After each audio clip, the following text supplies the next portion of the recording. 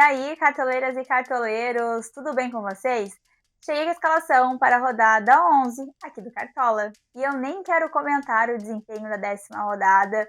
Tudo que podia acontecer de errado aconteceu. Impressionante o quão zicada foi essa rodada. Eu fechei com 52 pontos. Tudo bem, acontece. A rodada foi tão ruim que até o Andrés Gomes, que é um atacante que gera muitos scouts, pontuou menos de 2. Mas é isso, faz parte. Conta aí nos comentários quantos pontos você fez.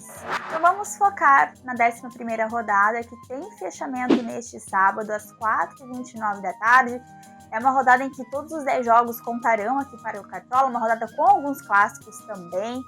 O mercado fecha 4h29, como eu mencionei, e os 2 jogos que abrem a rodada: Vitória e São Paulo, no Barradão, 4h30 da tarde, e neste mesmo horário, Remo e Vasco, no Mangueirão.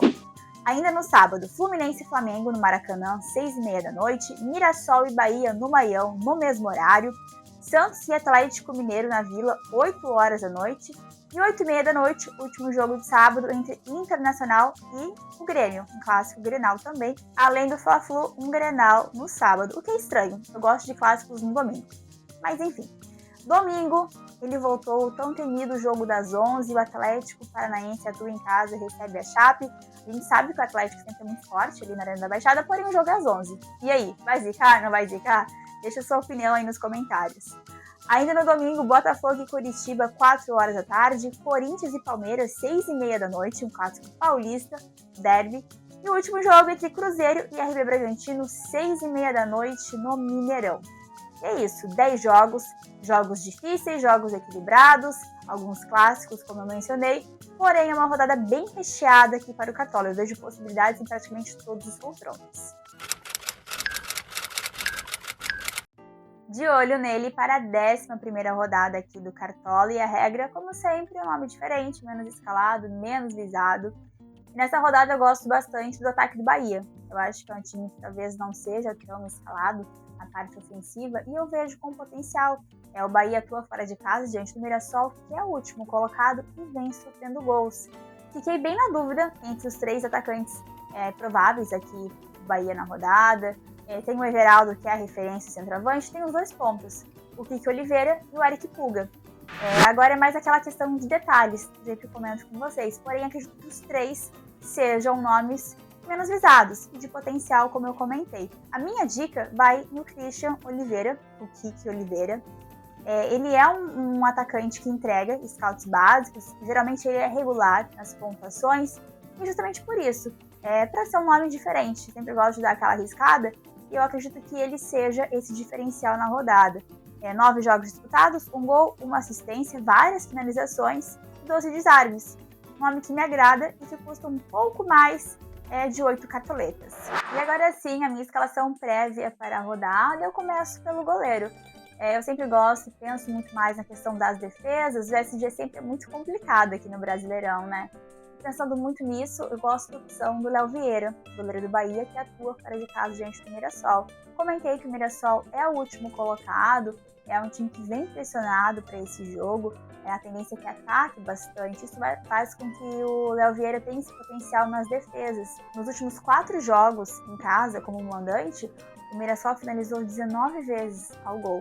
Ou seja, um potencial bem alto, bem interessante aí para o Léo Vieira, que é um goleiro acessível, custa menos de 7 cartoletas, e se conquistar o SG, a tendência é que acabe estourando na pontuação. Porém, reforço, o meu foco aqui é nas defesas. Aqui na lateral, o primeiro nome é o do Kaique Bruno, lateral do Cruzeiro, que atua em casa diante do RB Bragantino. É um lateral sempre bastante regular, já tem 2 assistências, 18 desarmes e 9 jogos disputados. Gosto muito dessa média básica que ele costuma produzir durante os jogos. Do outro lado, o Escobar, lateral do Santos, que joga em casa diante do Atlético Mineiro. O Escobar também avisando muito na questão dos desarmes. 5 jogos disputados, 18 desarmes até aqui. Uma ótima média. Ele é um lateral que tem essa característica de dar muitos botes, né, durante os jogos. Isso faz com que ele tenha bastante desarme, né? E é um interessante, importante que para o Cartola gera pontuação. Então eu fecho com o Escobar. Mas gosto bastante da opção do Cuiabano também, que atua fora de casa diante do Remo, muito pela ofensividade que o Cuiabano tem. Na zaga, também é uma rodada que tem alguns bons nomes. Acredito que os zagueiros do Atlético Paranaense sejam os nomes mais visados. E entre eles eu estou com o Aguirre, tem a opção do Arthur Dias também. Porém, o Aguirre pensando mais na questão ofensiva.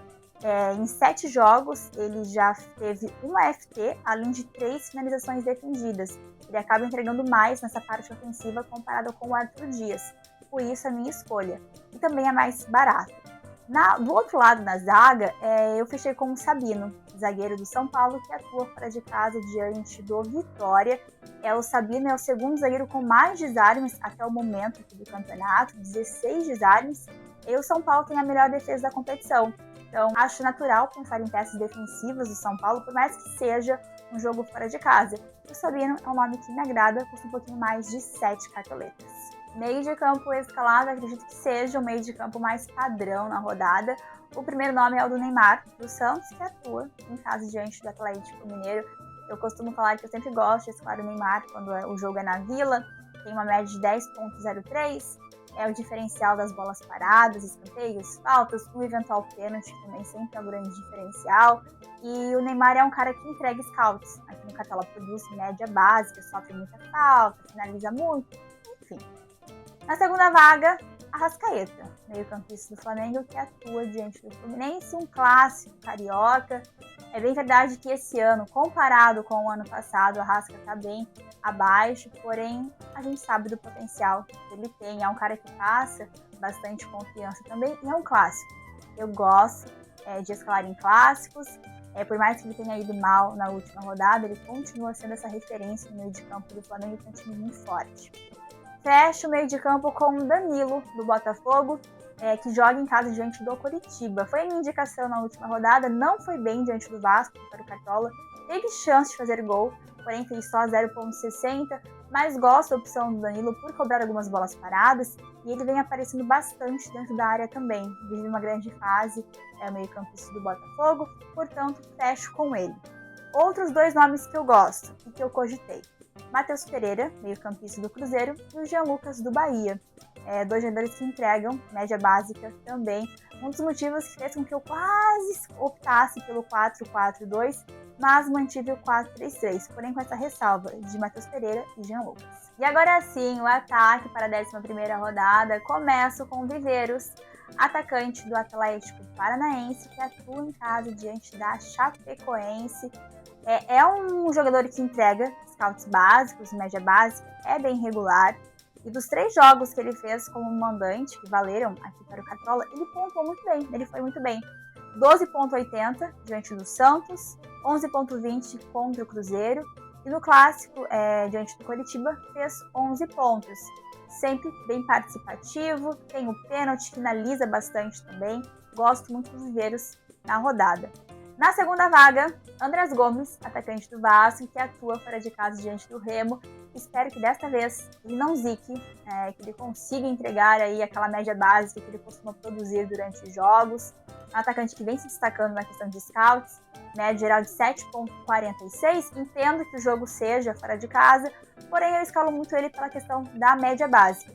E além disso, o Remo já sofreu 17 gols no campeonato. Por fim, o meu último atacante, que é o Caleri, do São Paulo. Mais um jogador atuando fora de casa. O São Paulo joga diante do Vitória, no Barradão. Porém, o Caleri é o vice-artilheiro do campeonato. 6 gols marcados e vem vivendo uma grande fase. 10 jogos, 6 gols, como eu mencionei, 8 desarmes, várias finalizações. É um bom momento do Caleri, portanto, fecho meu ataque com ele. Além desses atacantes, eu gosto da opção do Pedro, por mais que seja um clássico. É lei do ex para quem gosta, mas gosto do Pedro. Os atacantes do Bahia, como eu comentei. E talvez dobrar o Atlético Paranaense seja uma possibilidade.